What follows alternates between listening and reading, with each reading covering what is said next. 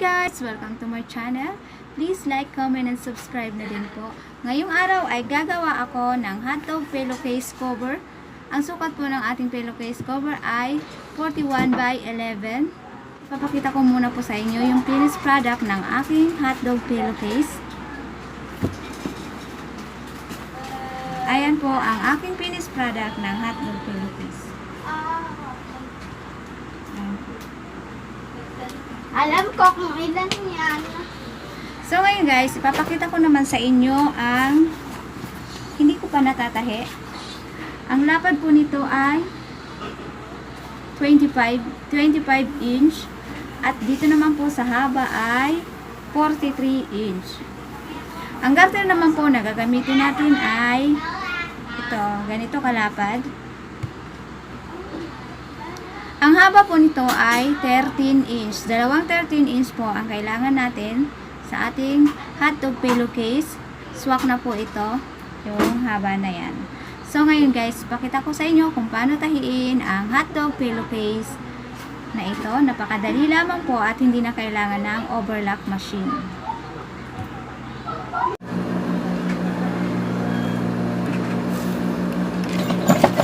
Fold na po natin. Sarado muna natin dito.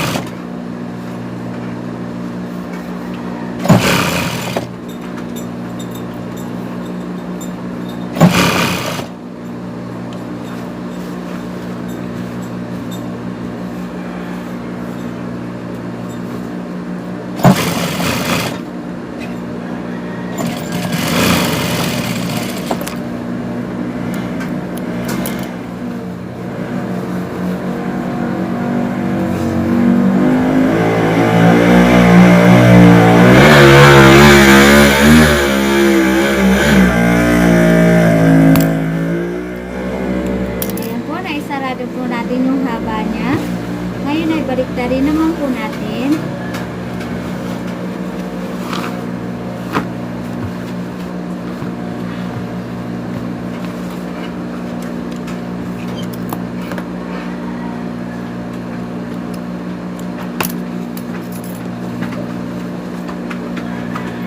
Fold po natin.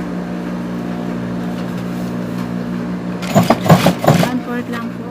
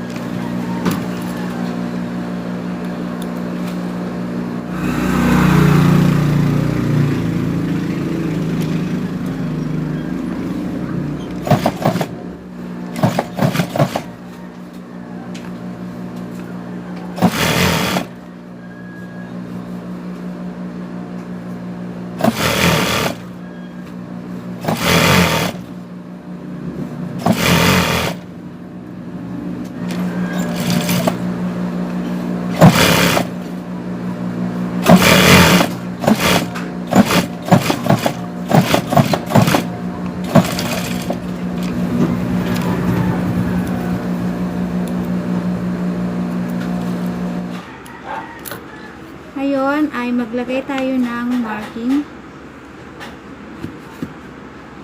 2 inch. 2 inch.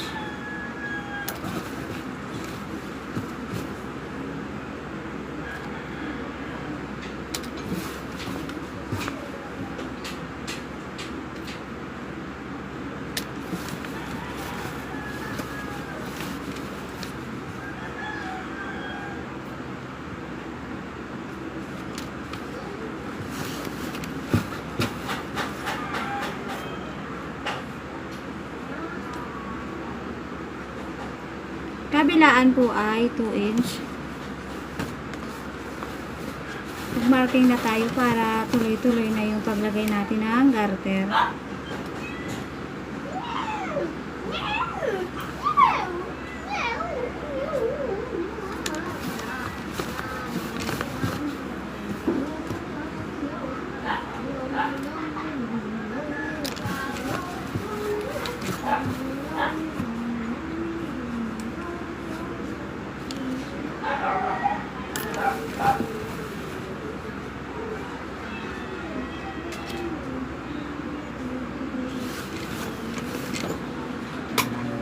Let's start. Lagay na natin ang garter.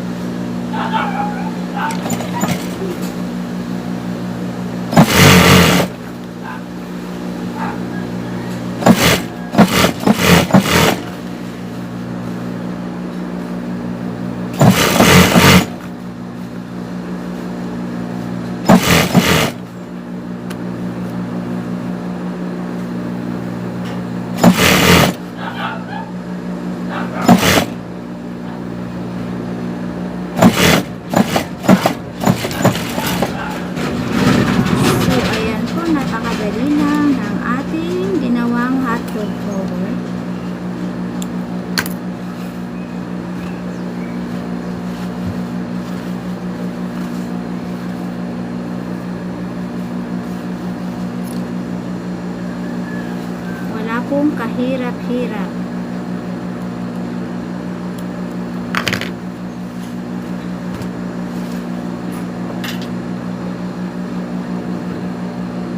Tapos din yung aking ginawang hotdog pillowcase. Si Flamingo. Bali may isang kulay pa po akong nagawa, si Mickey Mouse naman. Tingnan niyo po, ang ganda po na design ni Mickey Mouse. Ayan. Ang tingkad, ang ganda. Ang ganda po ng pagka-mix ng kulay. Ayan po, ang ganda ng pagka-mix ng kulay. Yung Mickey Mouse. Ayan.